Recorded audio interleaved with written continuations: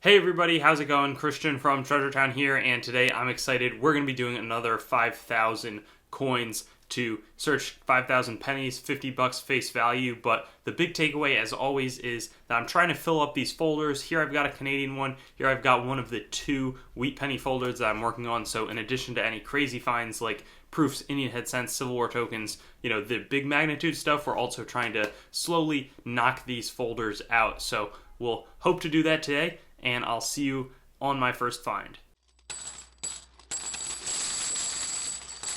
And here we've got the pennies. So this box had nothing, but we had our first ender in a while. Right there, it's a 1 cent. You can clearly see the wheat ears, so I'm looking forward to unboxing that. There's also a Canadian right there, but we'll see what happens today, and I'll get back to you as soon as I find something. And check this out, a few rolls in, and we got our first find. It's a 2006 Canada penny, and it doesn't look special at first glance, but it is going to be a folder filler, so it's our first time finding one of these 2006 pennies, so I'm really excited to add it to our folder, and we'll keep going searching for our first American find. And we finally got our first American find. I believe that this was 16 rolls in, and this is the box that did not have the ender, but it's going to be a 1958 of all dates, so that's the most recent wheat penny that was minted.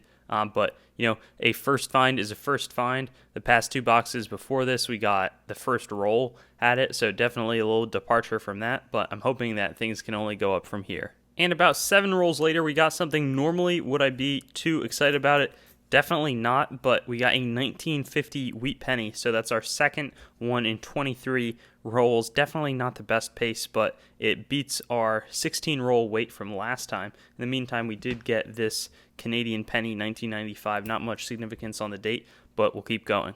And that tentative prediction is somewhat coming true, and I'm super excited. So we got this 1969 Canadian penny, and that's also one that I've never found before. So I didn't see the front yet. That's definitely not something I'm going to be showing off, but thankfully the album displays the penny with the date in front. So thankfully, I guess that one won't be as much on display. And then we got a 1952 D wheat penny as well. So 2 rolls later, we're getting a little bit more in terms of finding stuff, and I'm hoping that that can just continue. And again, only 2 more rolls go by before we get our next wheat penny, and this one looks pretty modern, but we'll see. 1957D is going to be the date. Still happy to put that in the hunt, and at this point, 4 finds in 27 rolls, that seems like a slightly below average, but not certainly the disaster that seemed to be coming in, so hoping for more.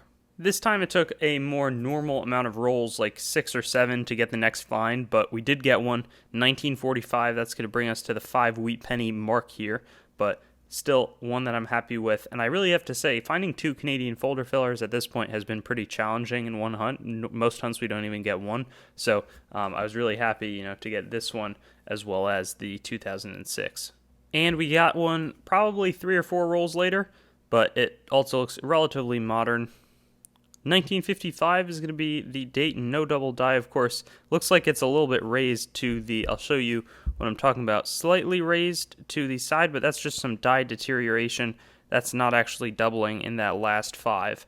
That's something I always try to make a point about because I've heard a lot about the poor man's double die, and this one isn't even a great example of it, but it's a much different double die if you've got the real version. Again, a little bit more distance. I think we've got, at this point, 7 rolls left in the box, but we have something. I'm going to predict 1940s and 1953D. I was wrong there, and this isn't particularly a good find or anything, but again, when it's not smooth sailing, anything is good.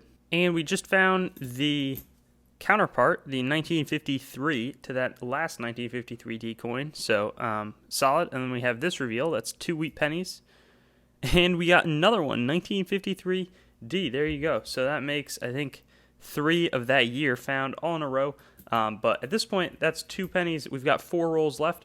We've definitely had a pretty fair hunt, 8 wheat pennies in the first box.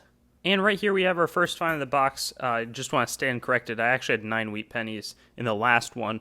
I just kind of misplaced one of them. But this one, 1946, so that's a find that we haven't made today, but definitely have seen in the past. And that's a good start. Yeah, 6 rolls in, but that puts us on track for slightly better than last time. Plus, I'm going to be saving that ender for the end. About 4 rolls down the line, we got this one. It doesn't look old either, and it's not 1942, but again, just another find here. We'll keep on moving. Quick heads up, 2 rolls later, we made another find. 1951D is going to be the date on that, so more from Colorado. More good news on the 20th roll, and here it is, 1957. And a quick, interesting little stamped coin. I always mention when we find these, I've seen this before. John F. Kennedy, he's often the one stamped onto these coins. And yeah, there you can see a little bit of the damage, and it looks like it was maybe glued onto some sort of thing in the past as well. But yeah, just something out of the ordinary I figured I'd show off. 4 more rolls, and we have something that's going to bring us to the 5 wheat penny finds in the second box, 1944D. This time I actually checked to make sure my total was right for the this second go, so we'll see what we can do. These always look kind of deceptively good. I still need a few of the D-mint coins from the 40s, but 1944 is more than covered. And next roll on the first coin that I saw, it was a 1946, also face up, so just continuing on to the strong second half here. And not the very next roll, but the one after it, we're going to get another find. This one looks pretty crisp, but not old. And it's not another 1953, which just seems to be the year to get today. So we'll see if we continue to find these 1953 pennies.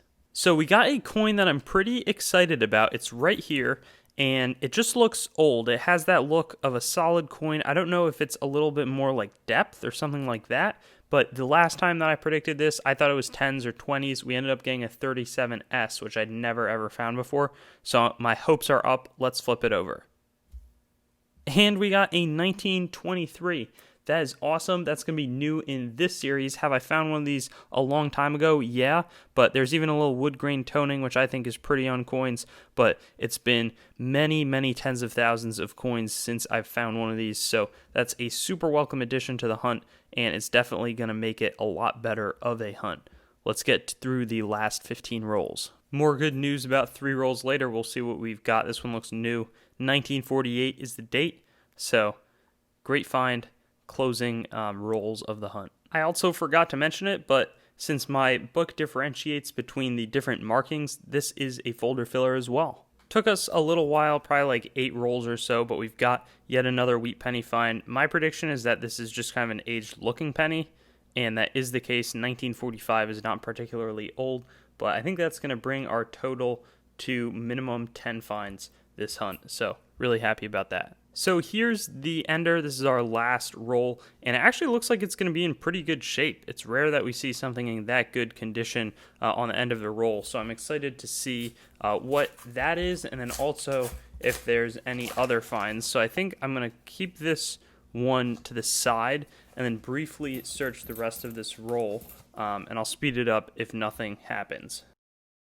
So unfortunately that was the case. We didn't find anything, but man, this is a really good looking coin, and I'm excited to see what the date is. 1956, awesome. So I'm just going to zoom in, but it's been a while since we've found an uncirculated or about uncirculated wheat penny in one of these searches, and we did it today. So I'm really happy about that, and yeah, again, the back looks really pretty, so I bet that this one will make its way into the thumbnail. Anyways, so now let's get to the wrap up. And here is the wrap up of what has been an awesome, awesome hunt today. First off, I'll show you the Canadian coins. We had 9 of them, including a couple new ones. I think 3 in total, or maybe it's 2 that are going to be. I think it was 3 that are going into my folder. I think it's the 69, 2006, and then the other 2006. But we also had, I believe, 11 from the 50s. Nothing too wild there. I did forget about our little Canadian stamp find. Then we also had probably 7 from the 40s, so 42, 44D, a pair of 45s and 46s, and then finally this 48. And then I guess I should have said 12 from the 50s, but we have this gorgeous, brilliantly uncirculated find right there, and then we have this sweet wood grain tone to 1923. So in conclusion, another spectacular hunt, and it makes me excited for the next 5,000 that I'll be searching shortly. Thanks for watching the video. I'd encourage you to like, comment your thoughts, and subscribe for more content, and get in touch with me or contact on treasuretownYT.com, my website, my Facebook, Treasuretown, my Twitter, at treasuretown_YT or my Instagram at treasuretown_YT. Looking forward to seeing you on some of my other videos.